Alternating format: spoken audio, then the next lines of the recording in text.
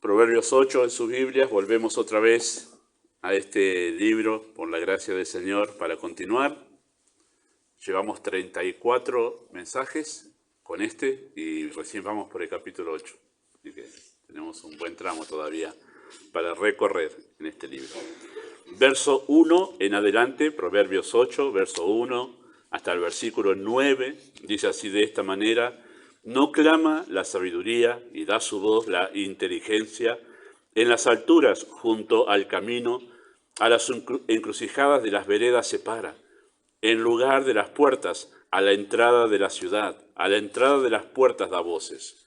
Hombres, a vosotros clamo, dirijo mi voz a los hijos de los hombres. Entended, oh simples, discreción, y vosotros, necios, entrad en cordura.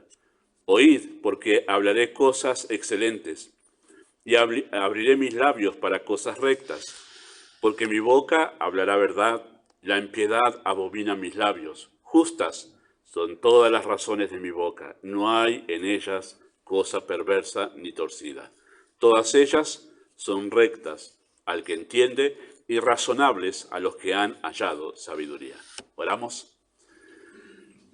Amado Dios y Padre Celestial, una vez más oramos ante tu presencia, en este caso para pedir que tú seas quien guíes la enseñanza, que obres de manera poderosa, haciendo resonar cada una de estas palabras, cada una de las ideas que extraemos del texto, que puedan resonar en el corazón, en el alma, que podamos ser confrontados con estas verdades según la necesidad que tú ves en nuestras vidas, según aquello que tú quieres tratar con nuestras almas. Incluso, más allá de lo que hemos de decir ahora, tú puedes hablar otras cosas, traer otros pensamientos y tratar con las almas. Por eso rogamos que tú obres en este tiempo según tu voluntad, en el nombre de Jesús.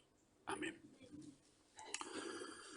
Bueno, recordemos que este capítulo 8 forma parte de las enseñanzas, consejos, instrucciones y advertencias que el Padre le da a su Hijo. Este es el contexto, ¿sí? Siempre es muy bueno tener siempre el contexto de un texto, porque eso obviamente le ayuda muchísimo a aclarar las ideas, poder entender mejor qué se está diciendo. Cuando sacamos el texto del contexto nos quedamos vacíos de muchas cosas, ¿no?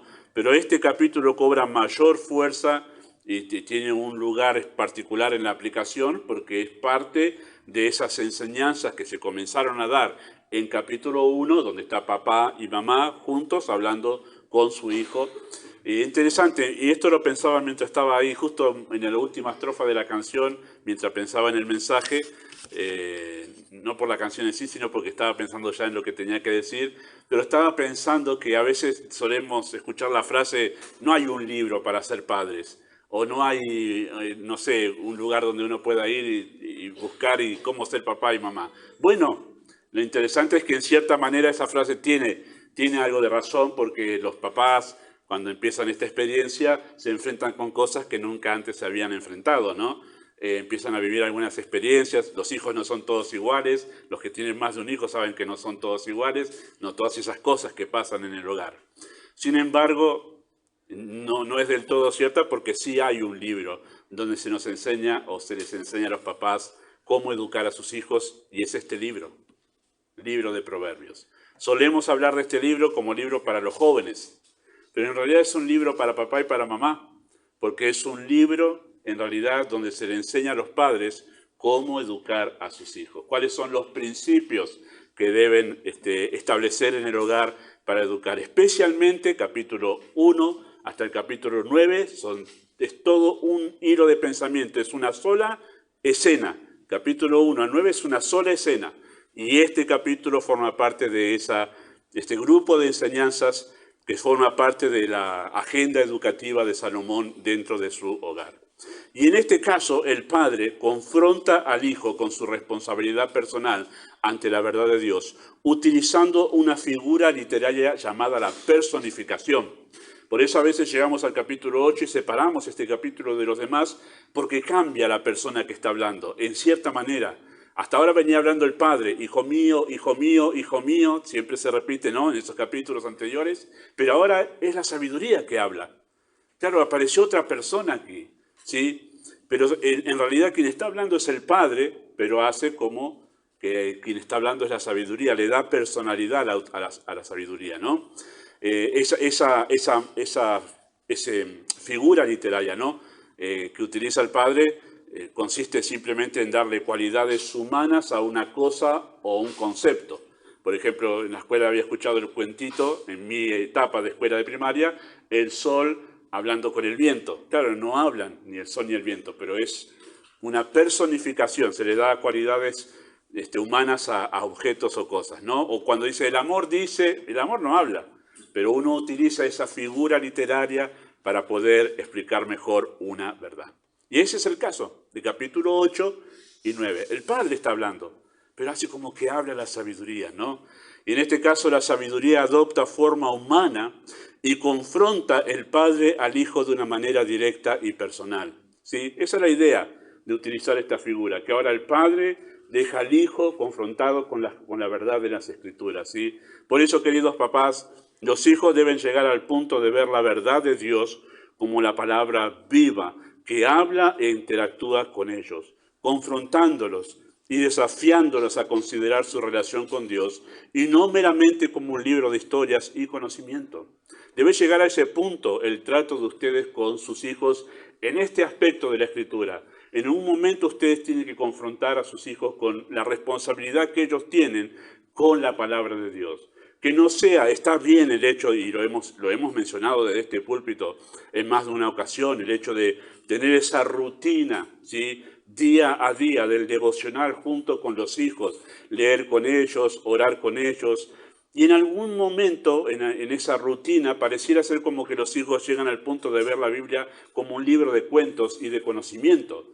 Pero ellos deben llegar al punto de verlo como algo más, que es Dios tratando con sus vidas. Y por eso es que el trato de papá y mamá con los hijos y la Biblia en el medio tiene que ser en un tono confrontativo, porque ese es el tono de este mensaje, de este capítulo. Confrontativo. Confrontativo es, la Biblia te está demandando algo, te está exigiendo algo, querido hijo. Vos tenés que responder. No es solo conocimiento y no es solo en verdad una historia, sino Dios está pidiéndote algo y vos tenés que responder a eso. Esa es la idea de el mensaje confrontativo, que realmente exige un desafío a quien está escuchando.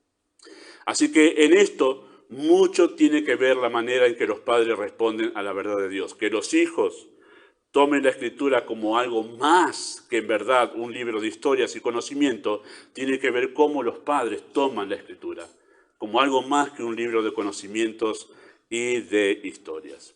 Bueno, versículo 1 al 4 del capítulo 8, hemos nosotros visto ya, la última vez que tuvimos esto, el llamado de la sabiduría. ¿Sí? Está hablando de la sabiduría de manera personal y hizo un llamado. En segundo lugar, lo que vemos en los versículos 5 al 9 es el lenguaje de la sabiduría.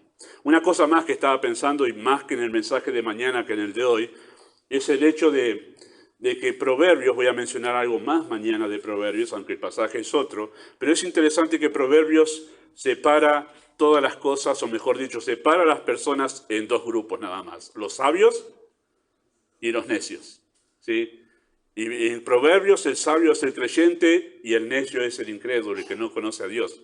Así está separado, así está visto por Salomón la humanidad. Los creyentes se identifican por la sabiduría, los incrédulos se identifican por la necedad. Interesante eso, ¿no? Porque cuando el Padre está hablando acerca de ser sabio y ser necio y le presenta a estas dos clases de personas como que encierra a la humanidad en estos dos grandes grupos, en realidad está confrontando al Hijo con su vida espiritual, más que con conocimiento intelectual, con su vida espiritual. Y está diciendo, no seas necio. Sé sabio, sé salvo, sé creyente. ¿Sí? Bueno, en este caso le habla del lenguaje de la sabiduría. ¿Por qué? Porque la sabiduría, o mejor dicho, una persona sabia se manifiesta o se hace evidente por su manera de hablar. De esto le va a hablar el Padre aquí en estos versículos.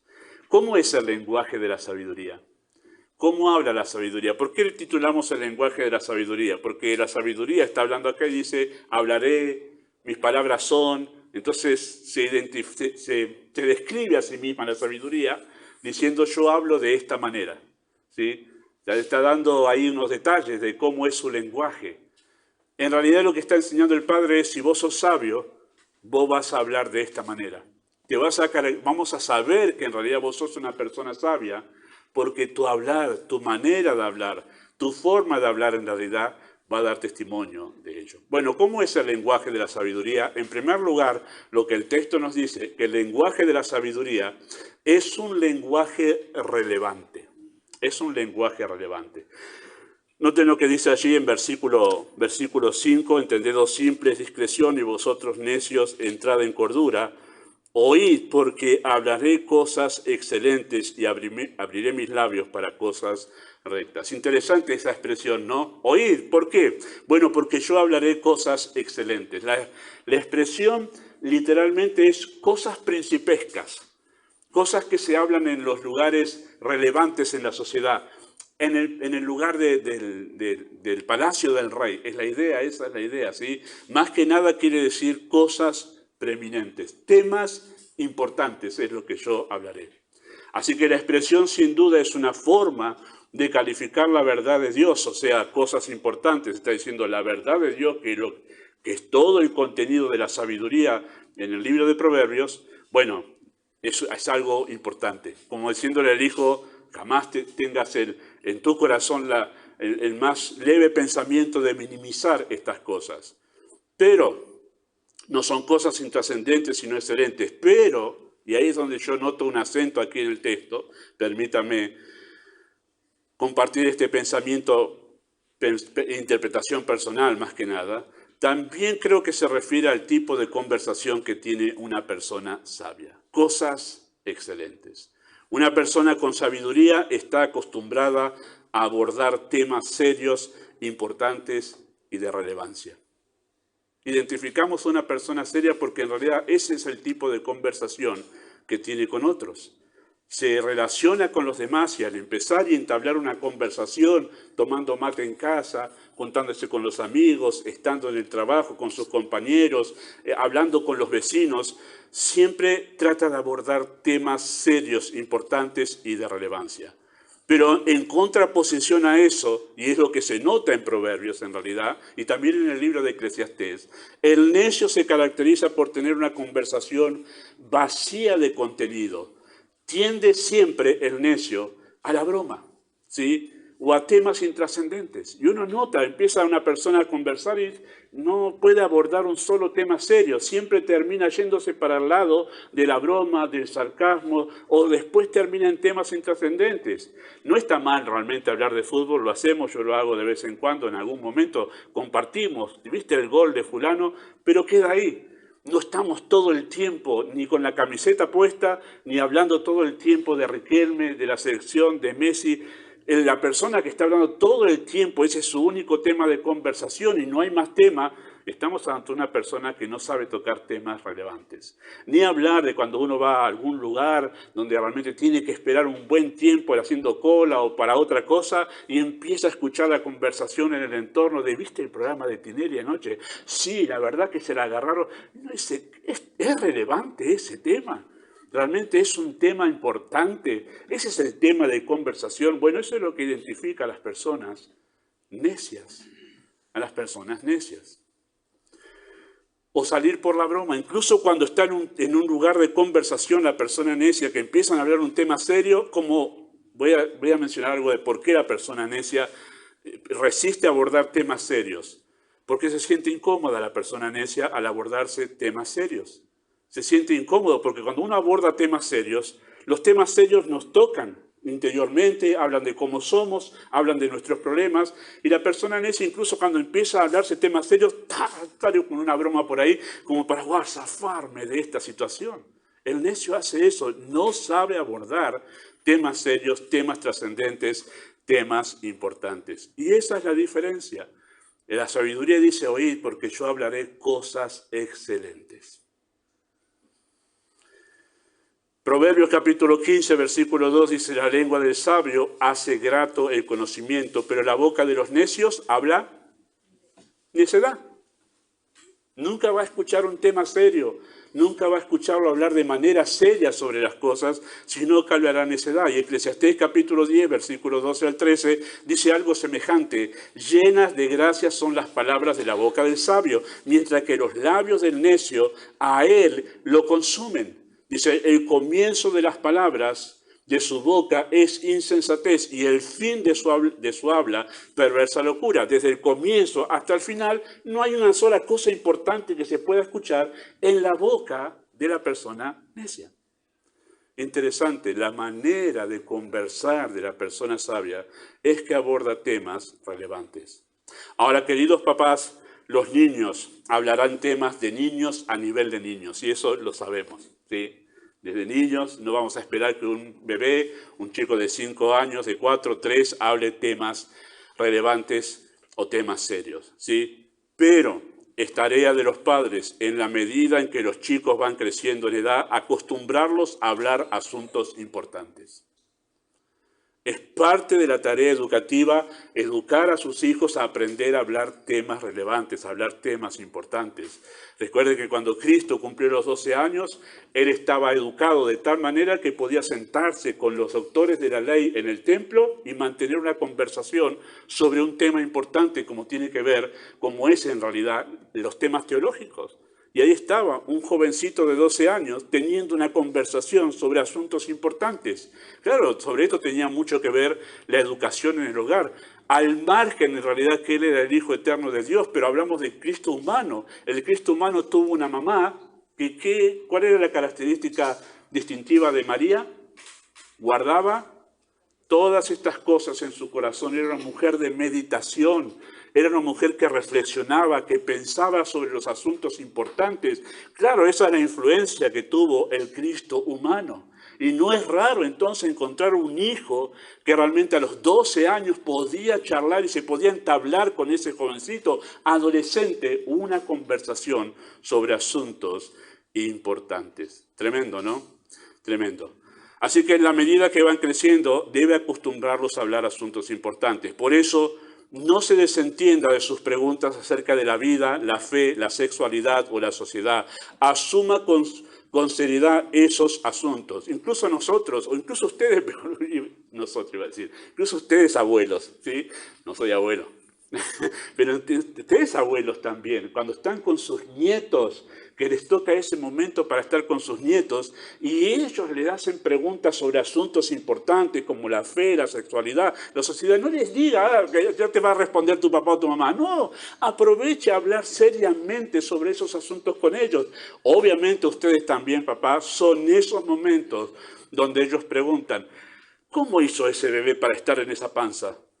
No es momento para hablarle de una sandía o de la cigüeña de Francia. Ese era momento para hablar temas serios con ellos en la medida de lo que ellos pueden entender. Es un ejemplo de tantos otros, ¿no? Para poder entablar una conversación seria en la medida de lo que ellos pueden entender. Y en la medida que van creciendo, esa conversación se va a ir nutriendo de más conocimiento y de mayor seriedad, ¿no? Sobre el asunto. Así que no se desentienda de las preguntas de los chicos, no importa la edad que tengan, y respóndale. De esa manera, él va a saber que hay cosas que son serias y hay otras que son broma, ¿sí? No bromee sobre asuntos importantes con sus hijos, no permita que ellos tomen en broma los asuntos que son trascendentes, ¿sí? A veces los papás o los abuelos o los tíos, ahí sí me puedo poner para ponerme en la bolsa también, o los tíos. Cuando escuchamos las preguntas sobre asuntos importantes de los chicos, para no, ¿cómo le explico? Bueno, lanzamos una broma y le bromeamos. No, es el momento para responder en serio y enseñarles a tener conversaciones sobre asuntos importantes. Y en último lugar, nutra su mente, con asuntos importantes. Evite que se acostumbren a temas triviales. Los chicos hablarán de jugar cuando están en la edad de jugar, hablarán sobre el último jueguito de la Play en cierto momento de la etapa de su vida, y eso en cierta manera tiene un cierto grado de importancia para ellos, que jugar es parte de su aprendizaje, pero que Dios, hermanos, en la medida que van creciendo, nutra la mente de ellos, ¿sí? Con asuntos importantes y no triviales. Una casa donde se acostumbra a mirar programas de TV triviales, donde los juegos virtuales son un pasatiempo fuera de control y donde las actividades son solo entretenimientos, es muy difícil, ¿sí?, cultivar una mente interesada en asuntos importantes. No hace falta que yo en verdad entre en detalle, porque usted puede salir a la calle, encontrarse con diferentes grupos sociales en nuestra sociedad, valga la redundancia, y darse cuenta de saber qué se mira en la casa, qué se escucha en la casa de tal o cual persona, de tal o cual niño, de tal o cual joven. Se nota que en verdad se la pasan hablando sobre este y aquel tema porque es el único tema de conversación. Entonces acostúmbrelo y nútralo con temas relevantes e importantes. Claro, no haga de su casa la biblioteca de Inglaterra, pero sí que tenga momentos donde en verdad se habla sobre asuntos y que haya otros momentos de divertimento, ¿sí? Mi pastor y el pastor de algunos aquí solía decir que los chicos tienen que saber que hay un lugar y un momento para jugar. Y hay un lugar y un momento para cosas serias. La iglesia, por ejemplo, no es para jugar, es para cosas serias. Eso es parte de lo que deben aprender los chicos. Son todo parte del aprendizaje, ¿sí? Muy bien. Así que, ¿cómo es el lenguaje de la sabiduría? En segundo lugar, aparte de ser un lenguaje relevante, es un lenguaje piadoso. Es un lenguaje piadoso. Noten las tres palabras que utiliza el texto allí, versículo 5, versículo 6, oí porque hablaré cosas excelentes, abriré mi boca para cosas rectas, versículo 7, mi boca hablará verdad, la impiedad abomina mis labios, versículo 8, justas son todas las razones de mi boca. Rectitud, verdad y justicia son tres palabras que encierran una sola idea y tiene que ver con la piedad, tiene que ver con la santidad. ¿Sí? Esa expresión, cosas rectas, ¿sí? Abriré mi boca para cosas rectas, se puede explicar mejor como conforme a la verdad. Abriré mi boca, lo que voy a opinar, lo que voy a decir, va a ser conforme a la verdad. Así habla la sabiduría. Cosas ajustadas a la verdad de Dios, cosas ajustadas a la Escritura, a la palabra de Dios. La necedad se hace evidente en que razona y evalúa cada asunto de esta vida en conformidad al criterio de este mundo. No es raro encontrar en verdad creyentes donde en la iglesia gloria a Dios y sí, el evangelio, la teología, todo demás, pero cuando salen y van a casa sobre asuntos políticos, sobre el divertimento en el mundo, sobre la vestimenta, sus opiniones son completamente opuestas a las de la Biblia. Uno dice, wow, ¿qué pasó acá? Pero la sabiduría en todo asunto que opina se ajusta a la verdad. A eso se refiere la expresión aquí. Así que es notorio, queridos hermanos, cómo la filosofía y la cultura de este mundo ha influenciado en nuestra manera de pensar, porque al abordar temas seculares, como solemos llamarlos, ¿no? Manera de pensar seculares, dejamos de lado la Biblia y opinamos con los criterios de este mundo. Bueno, la sabiduría Dios se hace manifiesto en esto a una persona que es sabio, un creyente que es sabio, en que en verdad cuando opina de política dice, bueno, la Escritura dice esto sobre esta situación. Cuando opina de divertimentos, bueno, la Escritura dice esto. Cuando opina de vestir, la Escritura dice esto. Ajusta sus opiniones y criterios a la verdad de Dios. Moldea en tus hijos una mente bíblica, que sus criterios, conclusiones, opiniones sobre la vida y cada asunto de la realidad sean ajustados a la verdad de Dios. Y declara delante de ellos, declarar parece que es una expresión hoy con cierta tendencia teológica que no compartimos, pero me refiero que lo digas abiertamente, ahí está mejor, delante de ellos, todo asunto que no se ajusta a la Escritura. Están con tus hijos en casa, viendo la tele, una noticia sobre cierto asunto, y ahí hay un mensaje, porque siempre en todo programa de noticiero, no importa de qué canal sea, siempre hay una línea que se baja, ¿no? Los reporteros opinan sobre lo que y dan su punto de vista, según su tendencia ideológica, ¿no? Y es momento para decir, ¿escuchaste lo que dijo? Mirá, la Biblia dice esto. Es momento para decir, estamos escuchando eso, pero no estamos de acuerdo con eso, hijo, porque la Biblia dice otra cosa. este momento. Estamos viendo ahora esa película, te das cuenta de lo que acaba de hacer, ¿no? Pero hijo, lo estamos viendo, es un momento de divertimento, pero eso no lo creemos nosotros. Es momento para cultivar en los hijos criterios y pensamientos bíblicos.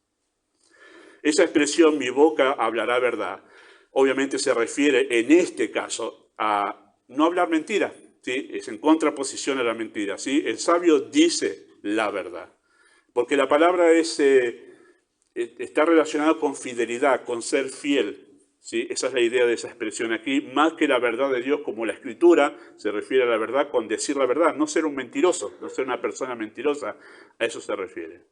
Así que el sabio dice la verdad porque sabe que la mentira es pecado. El sabio dice la verdad porque sabe que la mentira tarde o temprano saldrá a la luz. Y esto es verdad.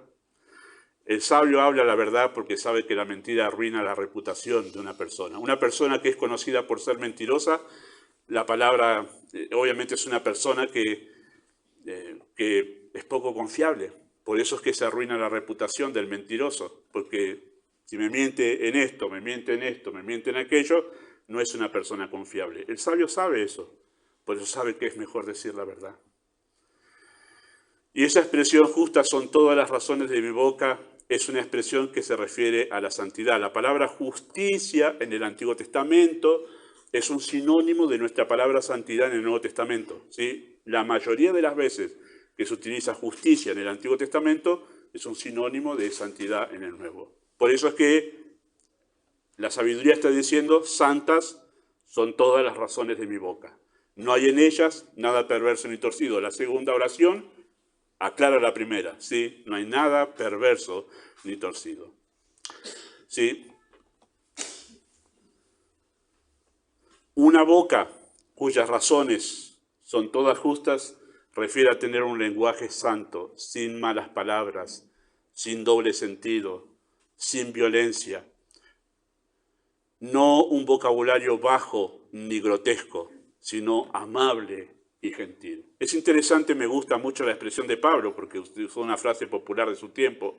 En Colosenses capítulo 4, verso 6, Pablo dijo que todas nuestras palabras deben ser sazonadas con sal. ¿Qué hace la sal a la comida? Le da gusto, sabor. Y está diciendo Pablo que sean de buen gusto al oído. Nosotros todos podemos identificar cualquier persona que habla de una manera que es de mal gusto lo que dijo. Hay temas incluso que son de mal gusto, que no deben ser tocados en ningún lugar. Pablo incluso dice en la carta a los Efesios, de tales cosas ni siquiera se nombre entre vosotros, diciendo, es de mal gusto hablarlo. Bueno, el sabio sabe que hay temas que ni siquiera se deben hablar en público. Algunos temas incluso en la Escritura son abordados de una manera, con un lenguaje delicado. Se me fue la palabra en gramática que se utiliza para eso, pero con un lenguaje tal que está diciendo algo que no es eso, pero es para no decir la otra palabra, porque es de mal gusto, incluso aunque no es una mala palabra. Hasta eso hace el sabio. Tiene un lenguaje santo. Así que hay una estrecha relación entre la sabiduría y el tipo de lenguaje que nosotros utilizamos. Eclesiastés capítulo 12, versículo 9 al 10 dice esto, cuanto más sabio fue el predicador, tanto más enseñó sabiduría al pueblo. E hizo escuchar, e hizo escudriñar y compuso muchos proverbios. El predicador es Salomón, ¿no? Y dice esto el texto en versículo 10, procuró el predicador hallar palabras agradables y escribir rectamente palabras de verdad. Cuanto más sabio, trató de buscar mejores palabras para el oído de a quienes les estaba enseñando. Si hay algo en verdad que muestra nuestro crecimiento en sabiduría, es que vamos puliendo nuestra manera de hablar con los demás. Vamos puliendo nuestra lengua, la vamos adiestrando para que en realidad se haga evidente la sabiduría de Dios. Así que podemos tener un gran conocimiento teórico acerca de la verdad, pero si no moldea mi lenguaje, termina siendo inútil y poco valioso. Trabajen papás en la manera de hablar de sus hijos. Y especialmente cuando son adolescentes y jóvenes, porque se prenden con las maneras y los modos del momento, ¿no? Chabón, Y las otras cosas son de otra época, ya sé, pero no sé qué se usa ahora, por eso digo eso, ¿no? Pero es momento de trabajar en ellos para que aprendan a conversar de una manera sabia, ¿sí? Bueno, consejo.